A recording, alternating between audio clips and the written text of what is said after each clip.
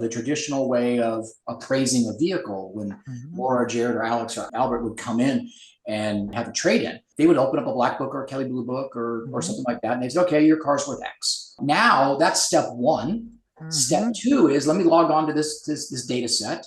Yep. And let me see, okay, within 5, 10, 20, 50 miles of my dealership, put your zip code in, here's how many other 2017 Camrys in red with 37,000 miles with leather and nav are out there. Here's the dealers that have them. Here's the days to turn. Here's the market day supply.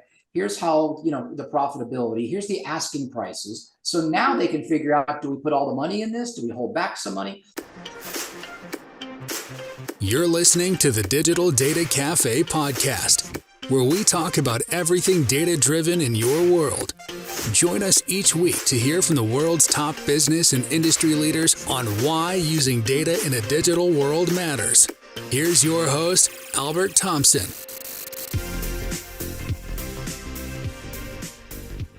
Good afternoon. This is another special episode of Digital Data Café. I am your host, Albert Thompson, CEO of Driven IQ. I'm very excited today. This is the podcast I have been waiting for quite some time. I am joined with the president of Black Book, Mr. Jared Kalfus, as well. Welcome, Dr. Alex Yurchenko, Senior Vice President, Chief Data Science Officer of Black Book, and then also Miss Laura Wehunt, Vice President of Automotive Valuations. Guys, thank you. Welcome to the show. Thrilled to be here.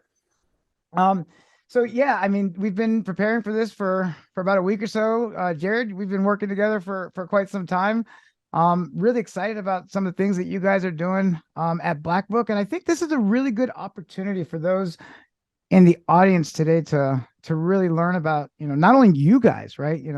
Laura and Dr. Alex and Jared yourselves and how you guys got to these amazing points in your career, but really learning the story of Black Book and being able to tell how you guys have been powering the industry, for over half a century. So I'm really excited to dig right in. So I know all the listeners love to hear that journey story. So if you don't mind, maybe you'll kick it off, and we'll go ladies first, Miss Laura, and then we'll go to Dr. Alex and Jared. What's your background, and how did you get here? Tell us about yourself and how you got to be a part of the Black Book team.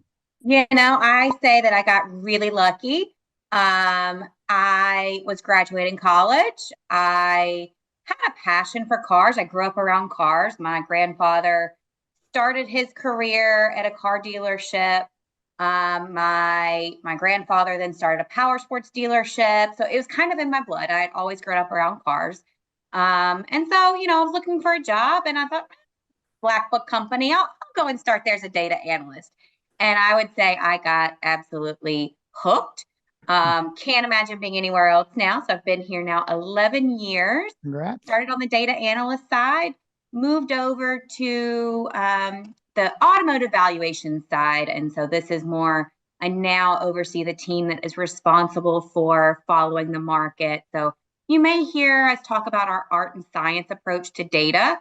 So Alex is the science side. My team is the art side. So they're the ones that are talking to people in the industry, watching the auctions. They live and breathe in the data. They know all things about cars. They are the nerds. They're going to be the ones that are talking horsepower and torque and all those things with you. And they know all about the equipment on the vehicles. And so, it's a lot of fun. It's an amazing job. And I have said so many times over the years, somebody pinch me. Like, I really get paid to do this every day. It's so funny, Laura, that you said that, because part of your story, I got to tell you, I think 99% of the time when I talk with someone, I think the story of how they got into automotive all seems to somehow, it ropes them in and they can never get out. So, Yep. Yeah, it's amazing you have that story with your family. Thank you for joining us today, and we're really excited to dig in. Excited to be here. Yeah, learning about the valuations team. I think that's going to be interesting for the audience today, and super excited. So, Dr. Alex, so it sounds like you're on that chief data science officer side. Tell us about that, your background, how you got here. Yeah, my journey was a little bit different. I started in academia. I got my PhD from Georgia Tech in pure mathematics. So I was teaching, doing research in mathematics, and about now, 15, 16 years ago, I switched to the business world. I started as a data scientist in an advertising agency, so working with a lot of different clients, learning different industries and learning data science when it was born. The term was born probably about 15 years ago. And about 7.5, 8 years ago, I got a call from Blackbook. They were looking for somebody to build a data science team, and I took a chance to switch the industries. At that point I didn't even have a car. I was walking to work. So I got into the automotive industry without owning a car. Yeah. And it's been a journey. So we built a great data science and analytics team in the last 7 years, working with Laura very closely with her team. On my side, I have people who might not know anything about cars, but they know everything about numbers and statistics and trends and economy, and this marriage of art and science, of data and automotive knowledge. I think this is very unique to us, and that's one of the reasons for the success for the company, I think. Yeah, no, that's I think that's one of the things that's the most exciting for me about Blackbook.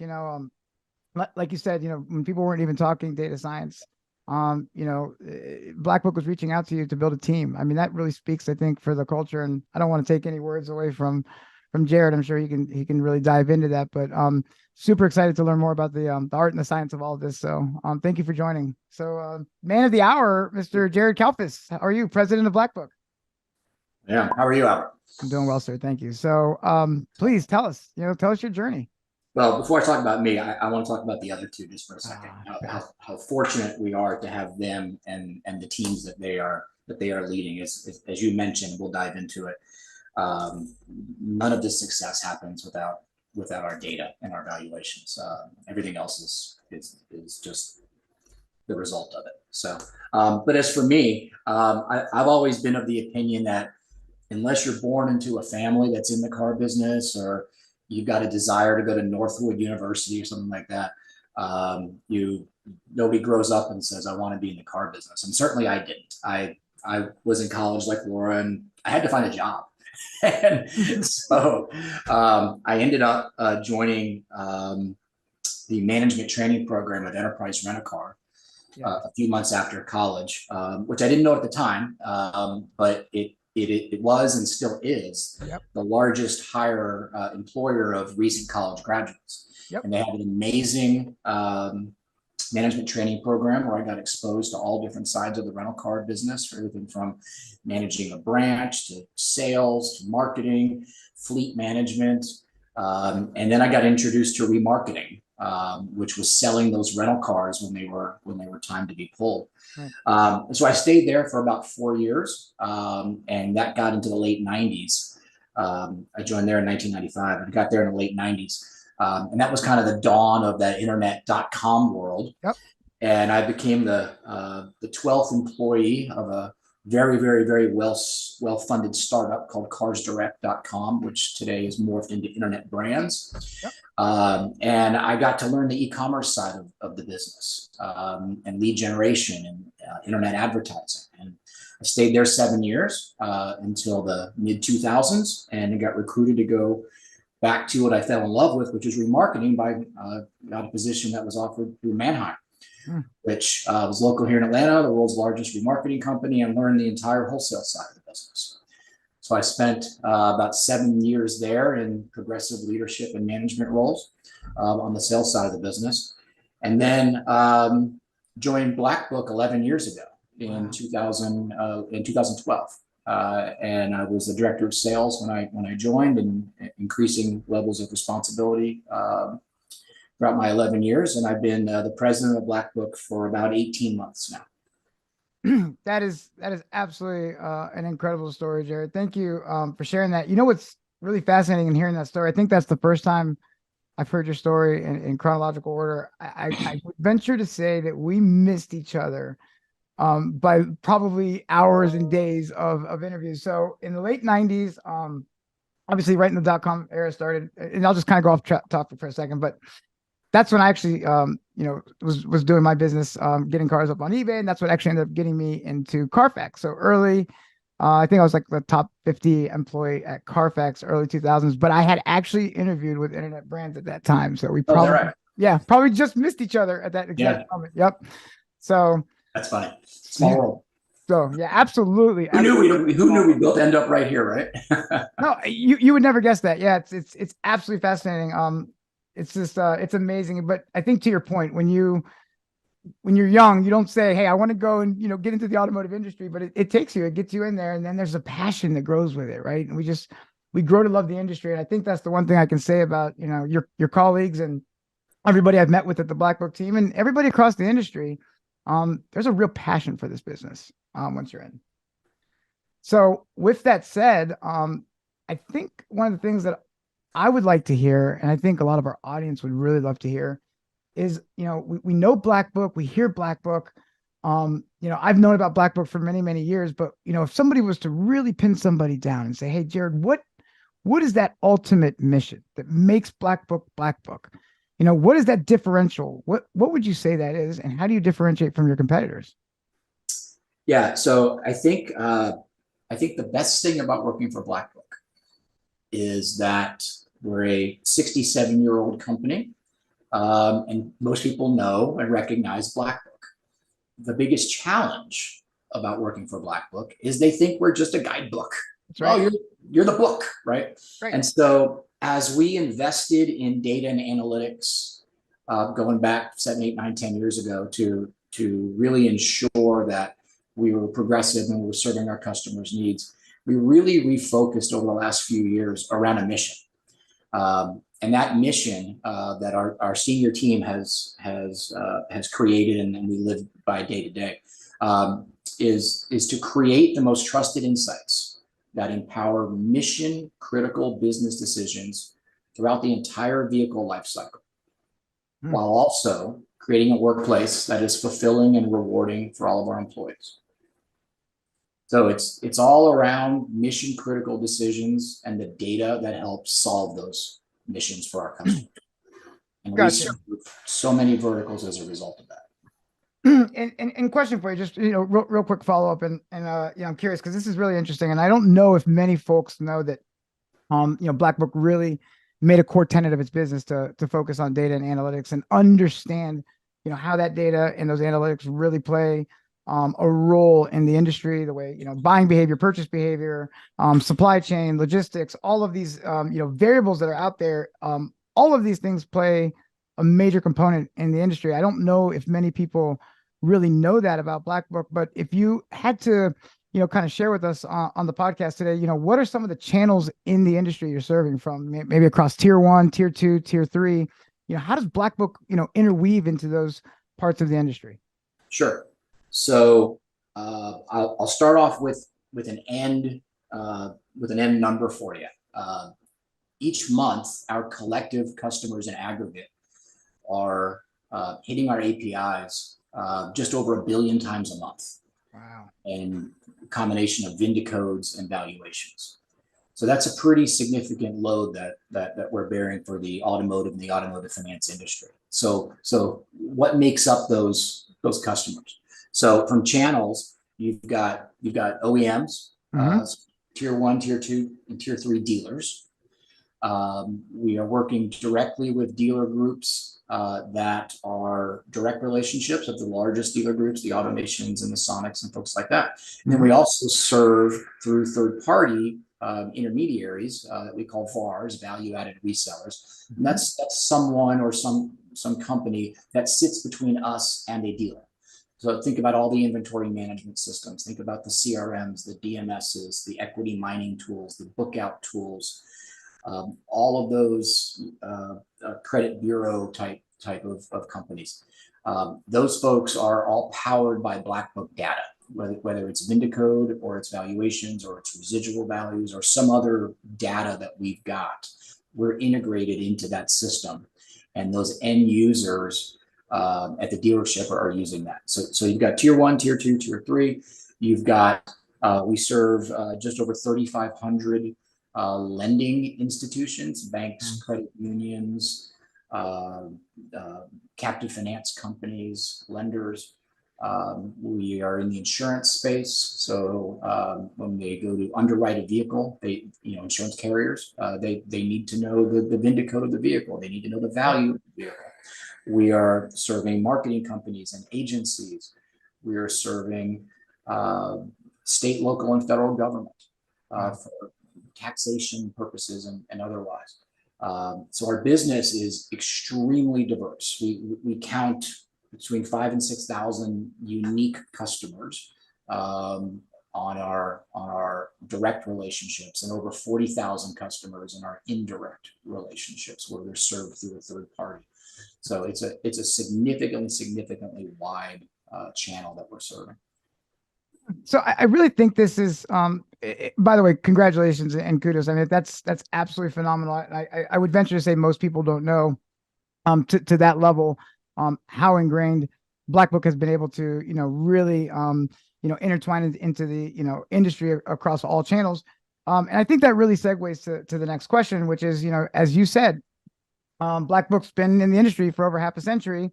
And so, for all these years, right, you guys have been, really focused on one part of this industry, but this adaptation that you've made, this pivot that you guys have really been focusing on in these last few years.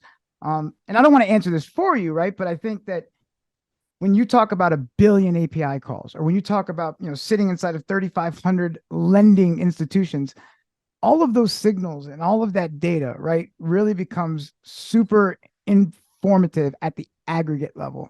So I guess the question is, what do you think, has been the company's greatest strength in adapting to the ever-changing automotive space? And I guess, I mean, obviously, how do you feel data plays into that? So I think there's a few things. The first one is our people. They get all of the credit. They are the ones that allow us to have this company. Without the data, without the smarts to create and analyze the data and to drive the insights that derive from the data, there's nothing to sell. There's nothing to license. There's nothing to promote.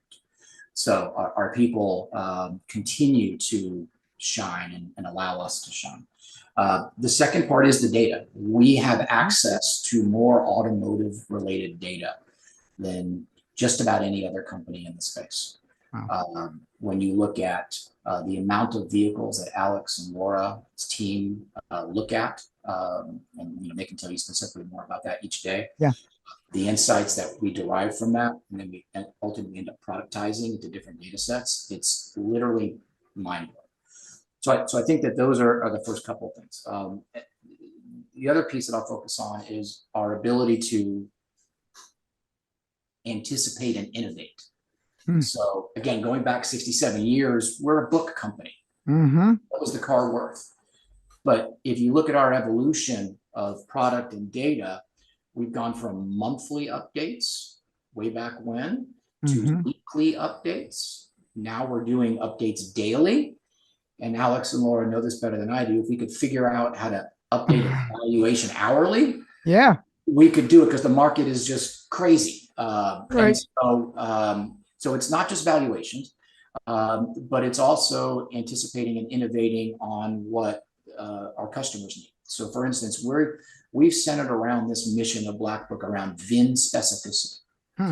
So it's not just a Camry, it's Albert's Camry. It's the specific Camry sitting in your driveway. Anybody should be able to tell you what a 2017 Camry LE with 35,000 miles is worth.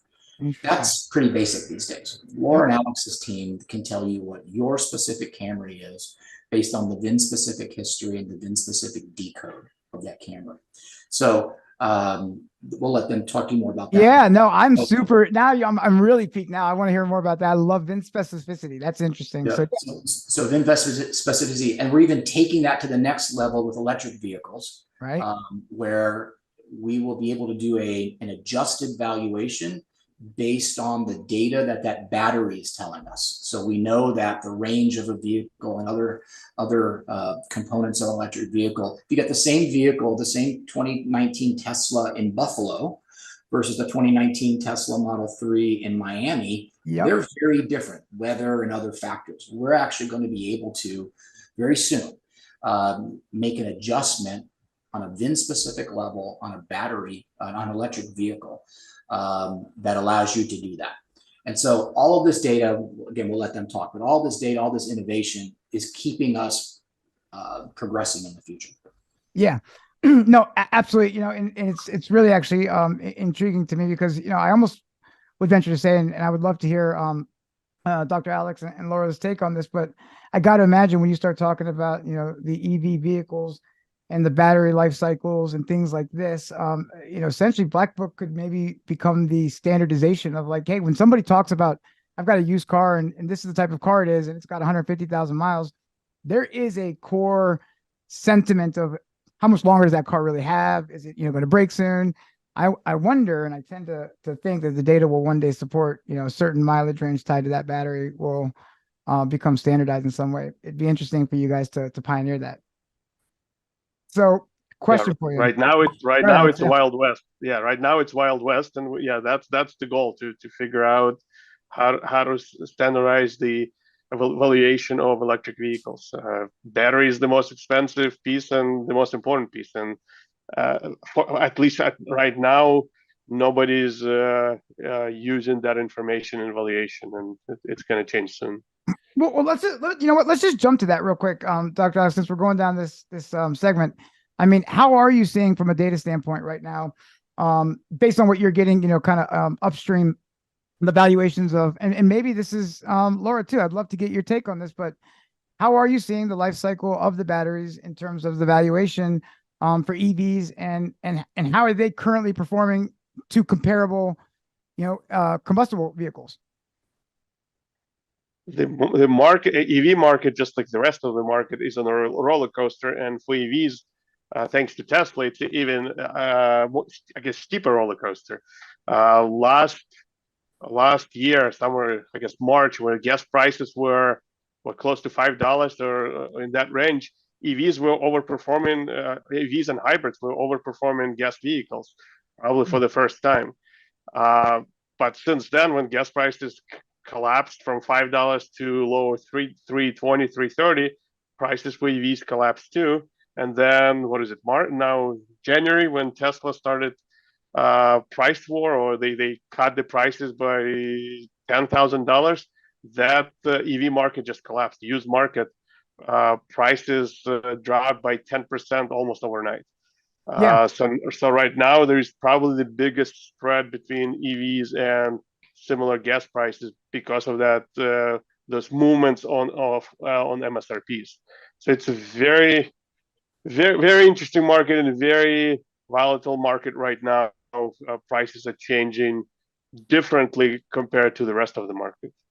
Well, it's interesting to look at it from you know, the retention side of it, because those EVs are priced so much higher new, and so you're seeing the dollar value really starting to narrow in on the comparable ICE vehicle, as Alex is talking about, with those values coming down so heavily.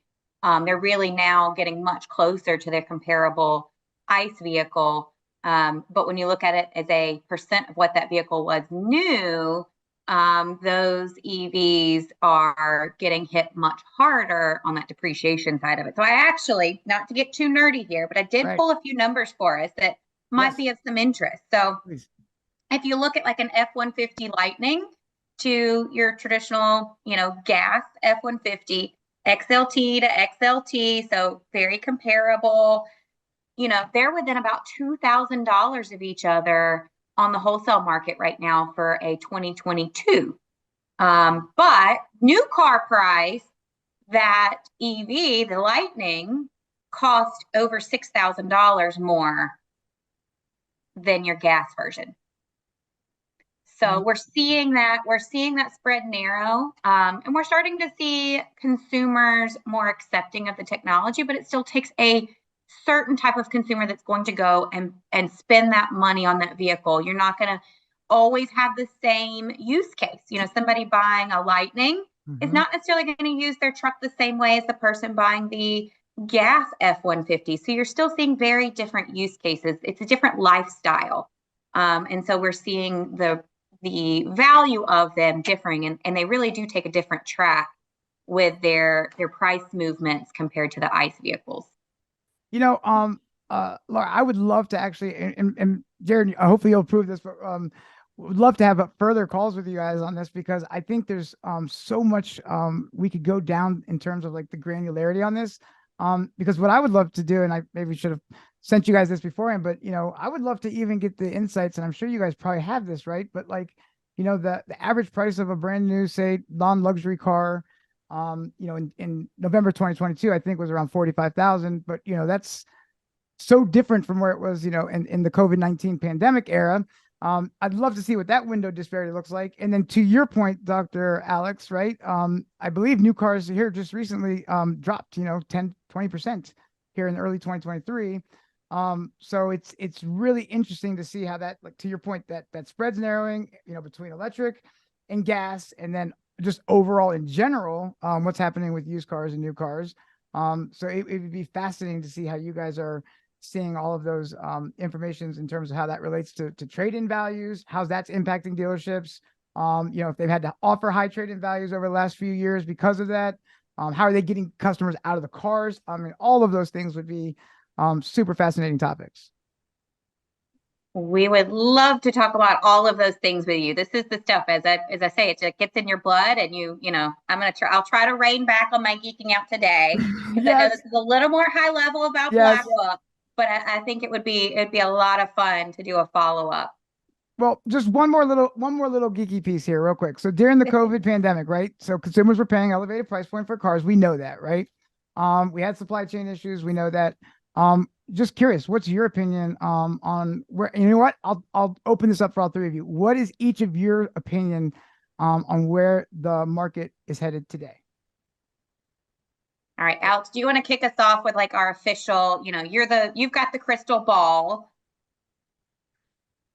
So if you look at new sales, this year we are on the road to slow recovery. Last year probably was the bottom, below 14 million. This year it seems like we're going to recover to close to 15 million units sold, and it's both retail and especially fleet sales. We've seen increases in fleet sales. Rental companies do need those cars, and they were unable to get them in the last almost 3 years. So in terms of new sales, they're increasing. But we're seeing, just like with all other metrics, it's not uniform across brands. We're seeing, if you look at available inventory, it's much higher for domestic producers versus, let's say, Korean or Japanese brands. And then we've seen exactly the same picture in incentives. If you want to get, if you want good incentives on Japanese brands, it's probably hard to get. But if you're looking for some domestic cars, the incentives are much higher. But we need a perspective. We're still way lower than we were pre-COVID. I think average incentives pre-pandemic was 10.5%, 11% of MSRP. Now we're about 4%. So the incentives are still very low. And with all of the MSRP growth that we've seen and low incentives, that's where you get these high transactional prices. And that allows used prices to remain high. You don't have that ceiling on the top. And I think that's our view. We have wholesale prices decreasing from the highs we saw last year, but they're not going to drop to pre-COVID level anytime soon. There will be in a short or limited inventory environment for years to come on the used side. Incentives are much lower than we saw pre-pandemic, so that allows used prices to remain strong. Not as strong as last year, but we're not going back to pre-COVID days anytime soon.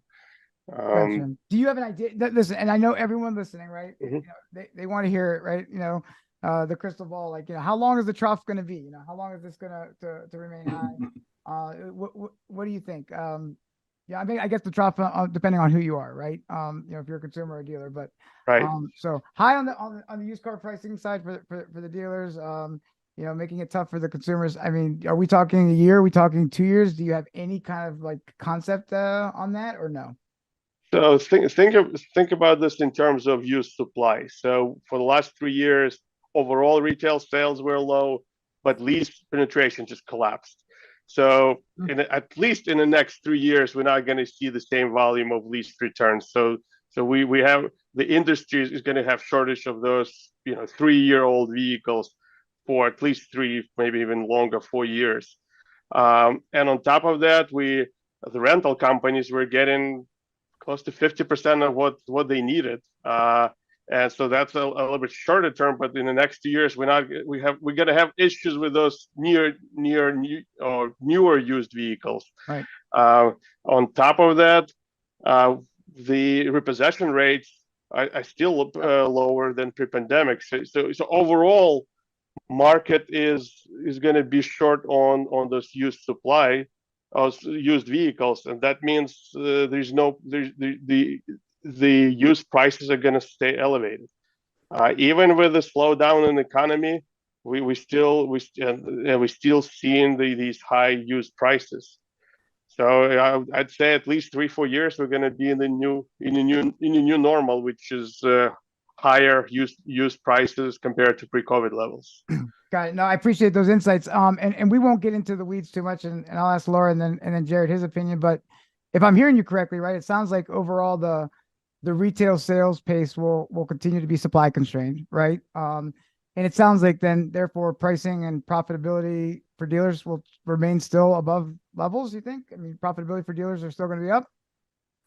Well, we've seen, so if you look at that spread between average retail price and average wholesale price, it's much lower compared to pre-COVID levels. There were more the wholesale prices increased by a larger amount compared to retail prices. So the margins, at least for the prices, margins shrunk.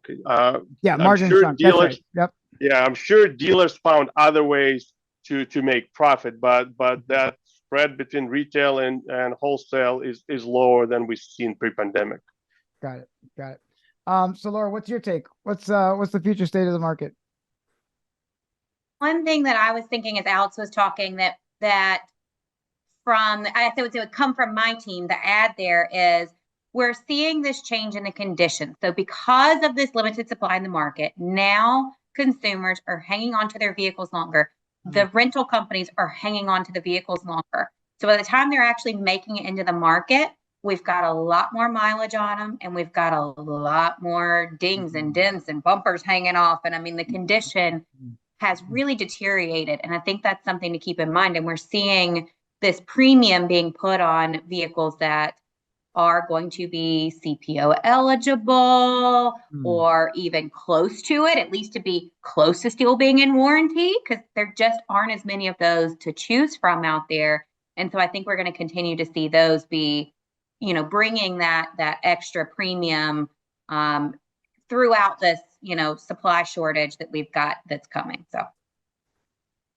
Super interesting. I'd never even thought about that, but you're right. As they hold on to vehicles longer, right? The conditions of the vehicles start to vary, right? And that context needs to be considered as well. And that's what we're seeing on dealers' lots. If you look at just average age of the vehicle on the lots, it's growing, and it's going to continue to grow because we're going to have less of 3-year-olds and yet less of 2-year-old vehicles.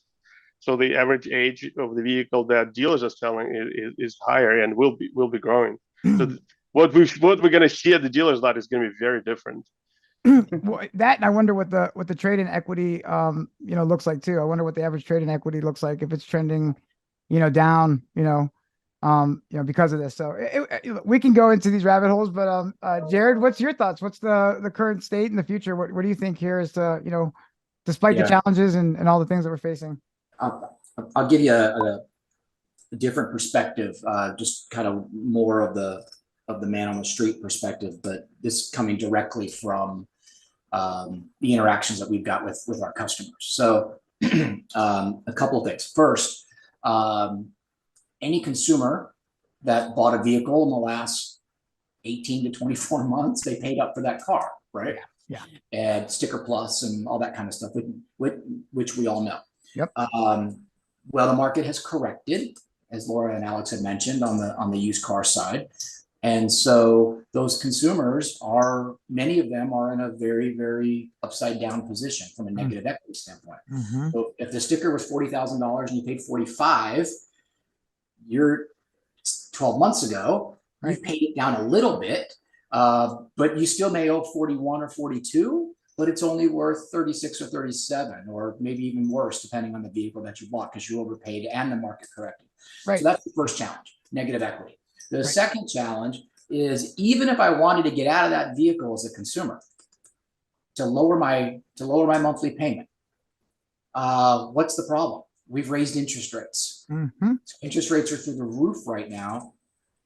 You're going to run into that wall. The second wall you're going to run into is, now you're going to try to trade your vehicle in. You're not going to get as much as what you paid for it. So you're upside down. You're up against the interest rates. Here's some real numbers. We just pulled these numbers.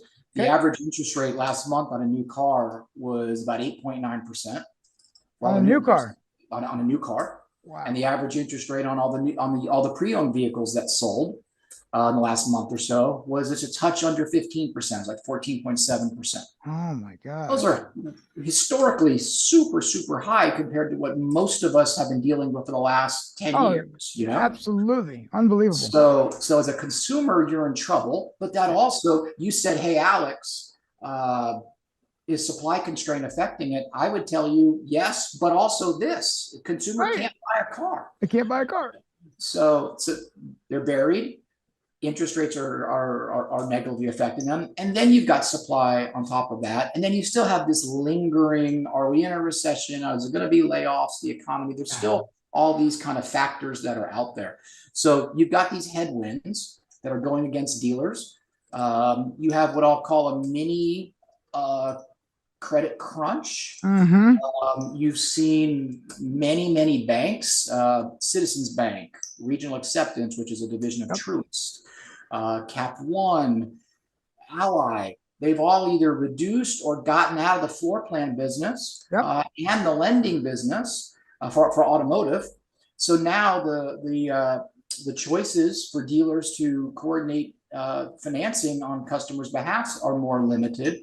So you've got a lot of headwinds. They say that you should fix your roof when the sun is shining, right? And dealers had a great opportunity while the pandemic was going on, when they were making all kinds of money to sharpen the sword and train and retrain and invest and this and that. And now that it's passed, we've gotten into a spot where we're back to the old practices, and the consumers, it has shifted to where the consumers got leverage now. And so it's a very, very challenging environment. Jared, it's interesting because at that time, right, I was working with a large OEM from a consulting position, and when I was meeting with these general managers, we were having these discussions, right? And I specifically remember, like, guys, what you did, putting that, listen, I'm glad it was a 15-pound deal, great, congratulations, high five, but that customer is never getting out of that car. Like, they're never getting out of that car. And so, and I think we all knew it, right? Even dealers knew it. It's like, hey, we're going to take it while it's coming. But there was no foresight or any thought after the fact. Like, what are we going to do in 3 years to mitigate what we did here? And I think we're paying those consequences today. So I guess here's the main question, probably folks listening are asking, well, how do we get out? I mean, what do we do? I mean, what can we do? That's Alex and Laura, I think. I think it's the $1 million question. I don't even know if there's an answer, right? I don't know if there's an answer other than hopefully you did prepare, right? I mean, Alex, what are your thoughts? One, hopefully, and I think we've seen with some dealer groups, they prepared, some more, some less. And we'll see that in their results soon, in their quarterly results, who was prepared and who's not. And it's also a macroeconomic question. When with very low unemployment, we have this extremely low consumer confidence. So we need to get through this piece or this time when the good labor market translate into more certain or happier consumers. Maybe when we were on the way there, the Fed's just what yesterday posed their increases in interest rates. So maybe the economy is turning and inflation is cooling off, and we'll see a soft landing or even avoid recession. So I think the macroeconomic forces will answer those questions. Are we going to get through this successfully, or we'll have some issues down the road?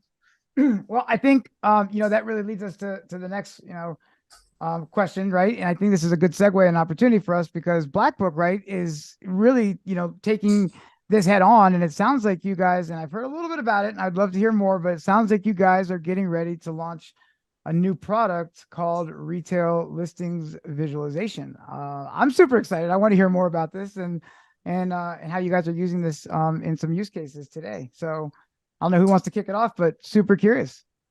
Yeah, I can start with the overview, and Alex and Laura can give you some of the science and the data behind it. But we've had access to a set of data that we made available to our customers for about 4 or 5 years now, which we call retail listings data.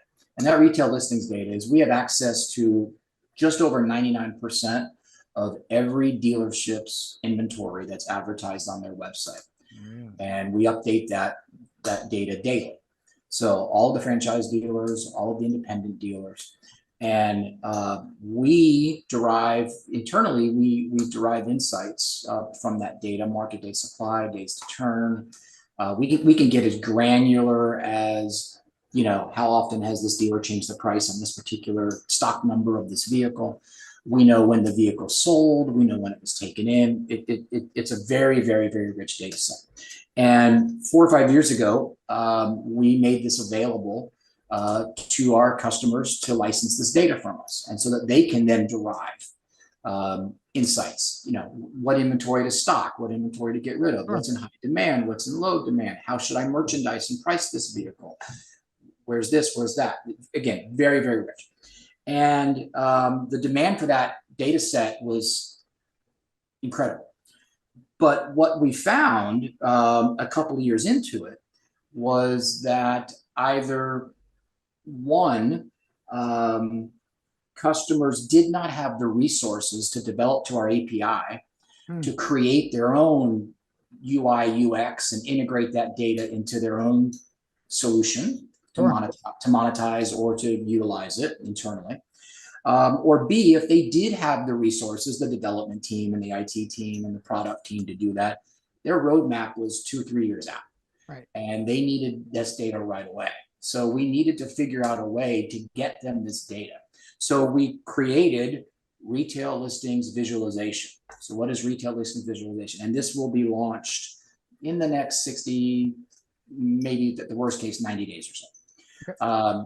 This is an off-the-shelf product, so you can still license our data directly and customize it the way you want it and integrate it the way you want it. I always use the analogy of you can go to the bakery and you can buy the cake or buy the pie right off the shelf, and there it is. But if you want to customize it in any which way you want, you got to go to the grocery store and buy the ingredients yourself and then give it to your chefs. Right? That's right. So we've got both choices. If you want to buy the raw data, absolutely. If you don't have the time or the resources, we're able to give you this visualization, analytics visualization dashboard, if you will, which is plug and play, ready to go tomorrow. And essentially, the visualization tool enables insights into vehicle portfolios and brand penetration, retail market inventory. It's available on both sides of the border because we're both in Black Book US and Canadian Black Book, which we're responsible for. And it really benefits a few different segments or different channels, if you will. From the OEM and the dealer side, it allows them, both of those groups, to identify vehicles that are for sale, both in and outside of your network. They're able to understand where non-grounded vehicles or unacquired vehicles are going to be listed for sale. So think about if you're a captive finance company and you've got, if you're GM Financial and you've got all these vehicles coming off lease. I have 2,000 GMC Canyons coming off lease in Cleveland. Right. In the old days, you would take it to the closest Odessa or the closest Mannheim sale, and you would see what you could get for them. Well, now you can say, well, show me how this vehicle is doing within 50, 100, 200, 1,000 miles. And you may find that they're oversaturated in Cleveland and not bringing all the money. Right. But if you ship it, pay $300 to ship it to Baltimore, where you are, Albert, Yep. you're bringing 1,500 more. And so you're netting out 1,200 more. Right. Yep. So now we're able to show you what's, because there's there's a pocket of demand in Baltimore, DC area. Right. So that's from the OEM, and that you can then, that's identifying markets. You're able to see the trends from the customer benefit. As I mentioned, there's no development. There's no UI UX. It's literally to give you credentials. You log in and you're able to see all these visually amazing dashboards, which have, the data and the insights that are in there. They can be shared throughout your organization. And then if you still want the access to the raw data, obviously that you can download that and do that. So it's an amazing tool for different categories of customers. No, that is super exciting. I think that makes total sense. I don't think there's anything today in the market like that. And I got to imagine this is where that data science piece comes in. I mean, Alex, does this help you for how you guys are, aggregating that data and helping to reach your target audience? Or can you explain more on that? Yeah, as Jared mentioned, we're using all of that data internally to help us with pricing. But if you look at consumers or our customers, it's about price optimization. It's about inventory management. It's how it's comparing yourself to your competition. So dealer groups can look at their competition and see how they're doing. But the data itself is extremely, this particular data set is extremely useful for us. It gives us a very good view of a retail space. If you look at Black Book, I don't know, 30 years ago, 20 years ago, we were all about a wholesale market. And in the last 10 years, we pivoted to cover the whole market. It's from retail market to wholesale market. And if you look at current wholesale market, it's changing too. It's not, auctions is still important, but now you have so many different other channels for dealers to acquire or sell vehicles. And we're covering all of them: dealer to dealer platforms, direct to dealer sales. So there are a lot of changes in the wholesale market. And just like Jared was mentioning a minute ago, right? So looking at this opportunity where you've got inventory, and then you can like you said before, the visualization tool here that you're building, you might just take it to your local auction or whatever the case is, and you push it through. Here's an opportunity to say, hey, look, a few hundred miles over here, there's a lot less of these vehicles being sold, and now's an opportunity for me to push it over there, and then I can get more for that unit. So the question I have, and just curious, and if it's not built out yet or it's not part of the roadmap, no worries. But so I'm assuming you're comparing retail pricing, MSRP, tied to how many vehicles you got out in, say, a particular market. And I'm sure there's a lot more to it that we're not talking about. But I guess my question is then, are we cross-referencing it against wholesale? Like, what's being pushed out wholesale, because that's the core tenant, to Black Book? Or do you also have some data that supports what the dealer levels are selling these cars for? Is that that's the hard information to get upstream? Yeah, we're looking at both the wholesale and retail channel together, and we've been working with some of our clients. If you think about electric vehicles, a lot of them are coming back in California, but we saw that, well, actually in Texas there's a strong market for used electric vehicles. So instead of selling them in California, just ship them across the board, and you'll get more money for those vehicles, but both on the wholesale side and on the retail side. So there's a lot. It can get very granular. Maybe LA market is better than your San Diego market. So you can get as granular as you can. It's extremely important for the dealer groups where they have national presence. Where do they need certain vehicles? How fast they sell? What's the price difference? So and then you can look at a wholesale market and match them. So it's I think it's extremely powerful tool for different audience. Think about dealers, and again, this is just evolution. In the old days, if you will, and I say old days, it wasn't that long ago. It was just a few years ago. You know, the traditional way of appraising a vehicle, when Laura, Jared, or Alex, or Kyle or Albert would come in and have a trade-in, they would open up a black book or a Kelly Blue book or something like that, and they'd say, okay, your car's worth X. Now that's step one. Step two is, let me log on to this data set and let me see, okay, within 5, 10, 20, 50 miles of my dealership, put your zip code in, here's how many other 2017 Camrys in red with 37,000 miles with leather and nav are out there. Here's the dealers that have them. Here's the days to turn. Here's the market day supply. Here's how, you know, the profitability. Here's the asking prices. So now they can figure out, do we put all the money in this? Do we hold back some money? So now you've won the trade as a dealer. You recon it, you get it frontline ready. It's been a week or 10 days or whatever it is. Now you put it back online or in your lot, you merchandise it, you go back to the tool and you say, let me see if the market's changed in the last 10 days. What should I list this thing for? So it's got all the pictures of the vehicles. It's down to the stock number. It's VIN specific. It's about 15. It's a database of about 15 million vehicles representative of just over 50,000 dealers in the U.S. alone, and we've got it for Canada as well. And again, north of 99% of every dealership's inventory that's online, and we grab it every night, and we normalize it and put it into our API so that our customers can benefit from it. This is fantastic. I cannot wait. Once this thing launches, Jared, we've got to come back on and do a demo, because I got to tell you, all the disparate data pieces that you're talking about.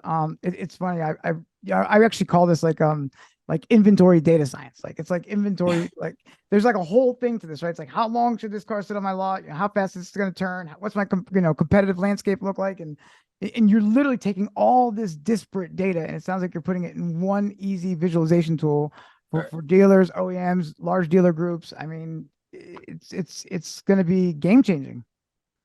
That's the plan. All right. So then, what's your secret then? Question for you as a whole, holistically, Black Book. You guys, you were talking about earlier. You've been there for 11 years. Obviously, you guys have an amazing culture. Your mission is really understanding insights and understanding vehicles down to a maniacal science. So what's the secret to ensuring customer retention? I mean, what's Black Book's take on that? Well, I'll start. I think there's different answers, but for me, at the business level, I think it's ensuring that we are in touch with our customers. So we spend more time, more money, more resources communicating with our customers, having conversations. Laura and Alex can tell you the conversations that they have with our fleet customers and our rental car customer and our lending customers. We speak to the industry constantly, both formally and informally. We get feedback. We ask for feedback. We survey all of our customers. Albert, you're a customer. You may remember, every year we send a survey out and we do a net promoter score, an NPS. Would you recommend Black Book? And our NPS numbers are through the roof, quite frankly. Not because we're the best, because we actually listen and we say, hey, you're missing this, or it'd be great if you had that, and we take action. And so we measure ourselves against how the industry views us. That allows us to anticipate what the industry needs and develop products and data sets like we've been talking about to meet those needs. So that's how I'll start there. Laura, why don't you chime in? I would love to hear from Laura. I want to hear Laura and Alex. What are your thoughts from your perspective departments in terms of how you relate to customers? How do you feel about retention and from a Black Book perspective? I think it is because we are available. So we don't just, if you send me an email and I send you one back, it's got my cell phone number on there. I mean, I am here. I'm here to answer the questions. We are constantly available.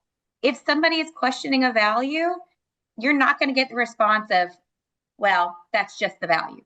No, hey, I'm going to show you. This is the data we're using. These are all the sources that we are using that go into our recipe. And this is how we came up with this data. And this is why, hey, I mean, I have been known to show a customer, hey, here's the scatter plot of the most recent data. Hey, see these down here? We threw those out because we knew that we watched this auction this week and these were hail damaged units, and these up here had this equipment. And I can walk you through all of the data. It's all explainable, and it's that transparency. And I think that's what has resonated well with our customers, is that we are available and we're transparent. And, are we perfect? No. Right now I'm getting hit up because there are a couple of 2024 Subarus that I don't have in our data yet. But you know what? I'm available and I'm communicating on a daily basis, and I'm telling them, hey, this is exactly when we're going to get it to you. And we're setting those expectations. And I think that has really, really resonated well with our customers. Alex, Dr. Alex, I'm going to ask you one question. I'm going to put it into the realm of data science. So same question, customer retention, Black Book. How do you feel having a focus on precise data in the automotive space plays into customer success, customer retention? In terms of retention, data obviously is important. This is what we license. This is how Black Book started. But to Laura's point, it's transparency about data, but it's also insight and analytics that comes with the data. It's not just the value, but why, where it's going, and then we can talk to you and explain all of the reasons behind. But the precision of data is important. If you look at the automotive industry, the portfolio, we're talking about trillions of dollars in a portfolio. A percentage error, and we're talking about billions and tens and hundreds of billions of dollars. Yep. So precision is extremely important, and it's not just precision of the value. To get to that precision of the value, as Jared mentioned, we have to know everything about the vehicle. It's what equipment on the vehicle. So we have to decode the vehicle. We need to know what equipment is there. We need to know the condition. We need to know how the vehicle was used. A few years ago, we started using vehicle history reports to adjust our valuations. So history adjusted valuation. It's how many accidents, what kind of accidents the vehicle had.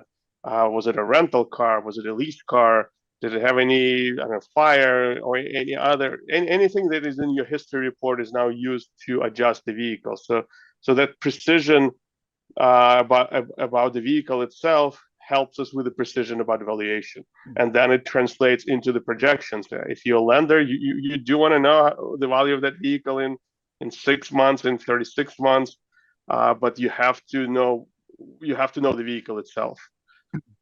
That really goes to our mission around VIN specificity. Yes. We're decoding it correctly, which is not easy to do. We're running a history report and then adjusting the value, which we're the only ones that do that. And that's that mission that we're on. And I've often thought about patenting the phrase, we don't guess.